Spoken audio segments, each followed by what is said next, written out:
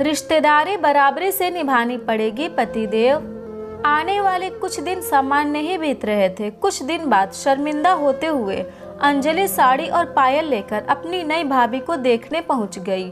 कुछ बहाने बनाने के बाद मामला ठंडा पड़ गया। रोशन और उसका शादी में न पहुंच पाना सभी ने स्वीकार लिया था, मगर फिर भी जब भी शादी की चर्चा होती तो अंजलि का न आना सबकी जुबान पर आ ही जाता।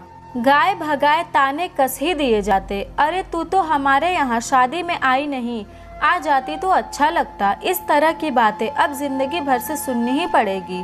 वो समझ गई थी सब ठीक चल रहा था। एक दिन सुनीता जी फोन पर किसी से बात करते करते लगभग नाचना शुरू कर दी। अंजलि रसोई ये देखकर अचंभे में थी। आखिर अचानक ऐसी कौन सी खुशी मिल गई जो सासू माँ नाचने लगी। फोन रखने के बाद दौड़ती हुई रसोई में पहुंची। बहू तैयारियां शुरू करो, मेरे प्यारे भाई के घर में शादी आई है। याद है पिछली बार जो लड़की देखने हम सब गए थे ना?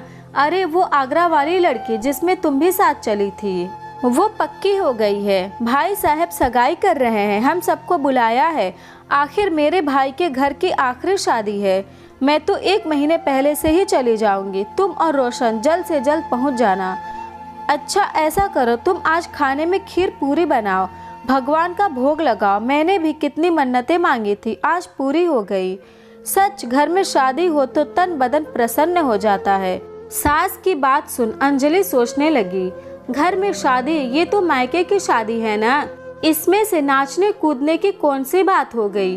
खीर पूरी का भोग लड़के की माँ लगाएगी, यहाँ तो लड़के की बुआ बावरी हुई जा रही है। इधर यह बात घर में जंगल की आग की तरह फैल गई।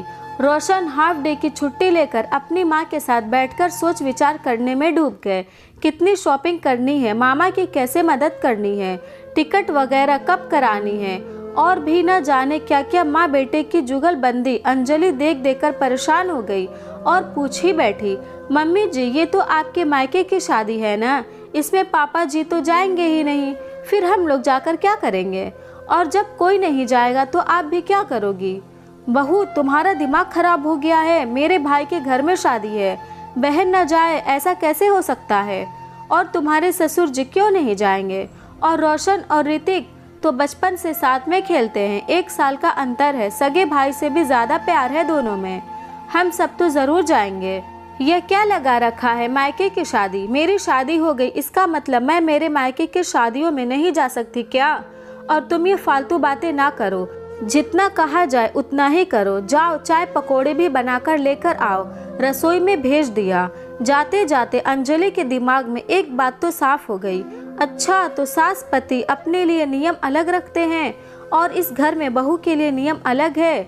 मगर मैं भी अपने नियम अलग ही बनाऊंगी, चाहे फिर हल्दी घाटी का युद्ध ही क्यों ना हो जाए।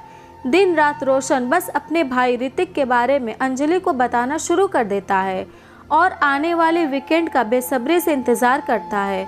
अंजलि तुम तैयार क्यों नहीं हुई? सुबह से 4 बार कह दिया हमें शॉपिंग पर जाना है, फिर अगले संडे तक मुझे समय नहीं मिलेगा। माँ की भी टिकट करानी है, सोच रहा हूँ बढ़िया कुर्ता पजामा साथ में एक ब्लेजर बनवा लूँ। टेलर के यहाँ भी जाना है, तब जाकर समय पर वो मुझे कुर्ता पजामा बनाकर देगा। और तुम्हें भी तो शॉपिंग करनी होगी। चलो आज पंजाब ज्वेलर्स चलते हैं, तुम्हारे लिए बढ़िया कुंदन का सेट पसंद करेंगे। पिछली बार तुम कह रही थी ना, लौट कर मॉल भी करते चलेंगे। मुझे बढ़िया पूमा के शूज भी लेने हैं, मगर तुम हो कि निकलने में देर कर रही हो। हाँ तो कीजिए ना तैयारी, किसने मना किया है?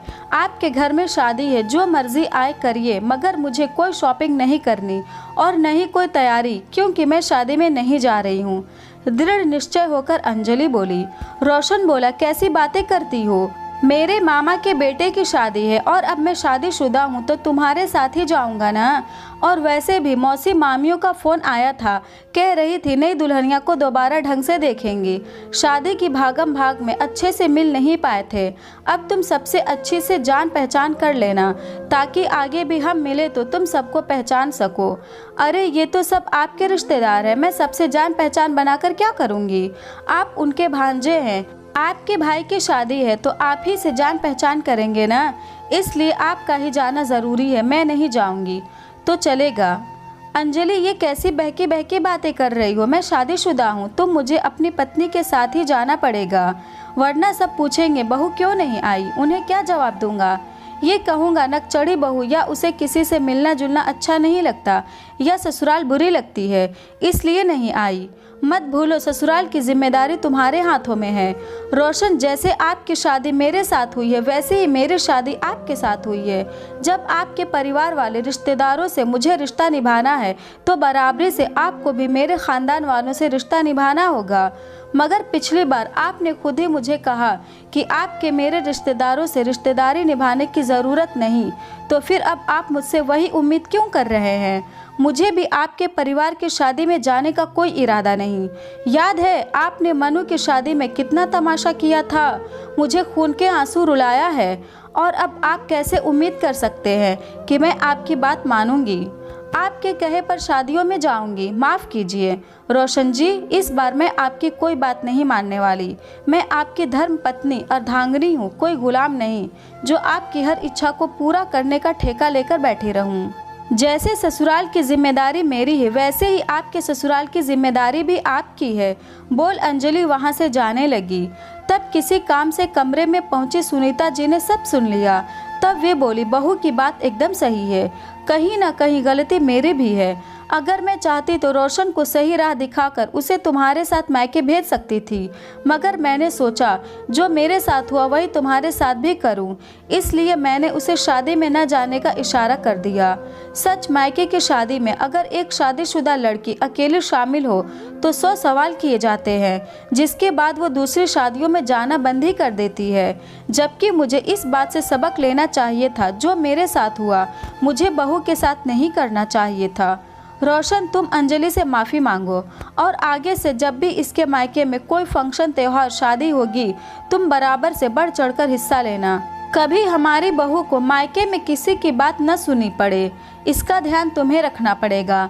अपनी पत्नी और माँ की बात सुनने के बाद रोशन को भी अपनी गलती का एहसास हुआ। वो बोला, अंजलि गलती तो मुझसे हुई है।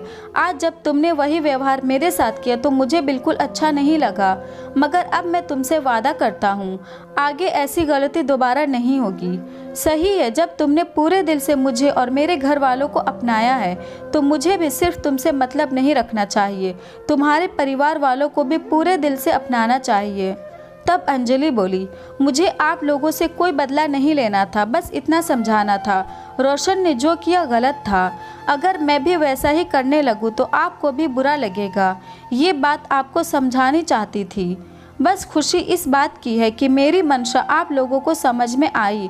और रही बात शादी में जाने की, तो मैं हर बार की तरह इस बार भी आपका मान ही बढ़ाऊंगी, किसी तरह की कोई शिकायत का मौका नहीं दूंगी। इतना सुनते ही अंजलि की सास है उसे गले से लगा लिया। दोस्तों, कई घरों में ऐसा होता है, ससुराल की शादियां करना तो बहुत ज़रूरी होता है, मगर मायके की शादियों में बहू को भेजने में सभी को परेशानी होती है, और सबसे ज़्यादा परेशानी तो अपने बेटे को साथ में भेजने में होती है। ऐसा क्यों? जब शादी की थी तो क्या सिर्फ लड़के ने लड़के के पूरे परिवार की जिम्मेदारी लेने का ठेका लिया था? नहीं, लड़का लड़की दोनों हैं बराबर से, दोनों परिवारों के बीच तालमेल बैठाने का वादा किया था।